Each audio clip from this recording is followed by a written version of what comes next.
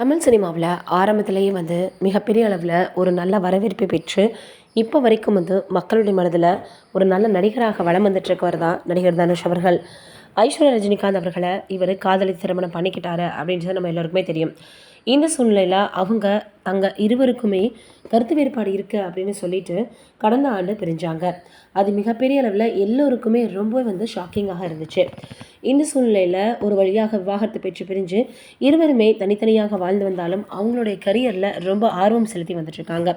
இந்த சூழ்நிலையில் என்ன இருக்கு அப்படின்னா, இருவருமே அடிக்கடி கோயில்களுக்கு போகிறது, அதே போல் தங்களுடைய பிள்ளைகளுக்காக இருவரும் ஸ்கூலுக்கு போகிறது அப்படின்னு ரொம்பவே தங்களை பிஸியாக இருக்கக்கூடிய நேரத்தில் கூட பிள்ளைகளுக்காக அவங்க எல்லாமே செஞ்சு வந்துட்டு இருந்தாங்க.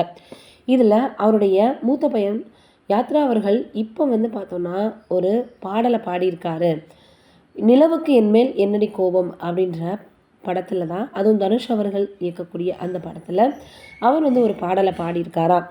இந்த பாடல் மூலமாக அவர் தமிழ் சினிமாவில் என்ட்ரி கொடுத்துருக்கிறாரு.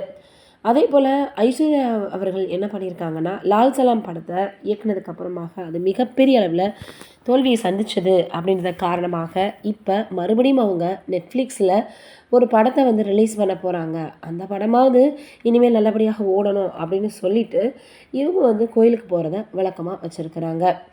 ஆக மொத்தத்தில் இருவரும் அவங்கவுங்களுடைய பாதைகளில் ரொம்பவே தெளிவாக இருந்தால் கூட பிள்ளைகளுக்காக அடிக்கடி மீட் பண்ணிக்கிறது, அதே போல் பிள்ளைகளை தங்கள் கூடவே வச்சுக்கிறது, விவாகரத்து பெற்று பிரிஞ்சிட்டாலும் கூட பிள்ளைகளினுடைய கரியரில் அவங்களுடைய பார்த்தோன்னா பாசத்தை காட்டுறதில்ல எந்த விதத்துலேயும் அவங்க குறைச்சிக்கிட்டதே கிடையாது.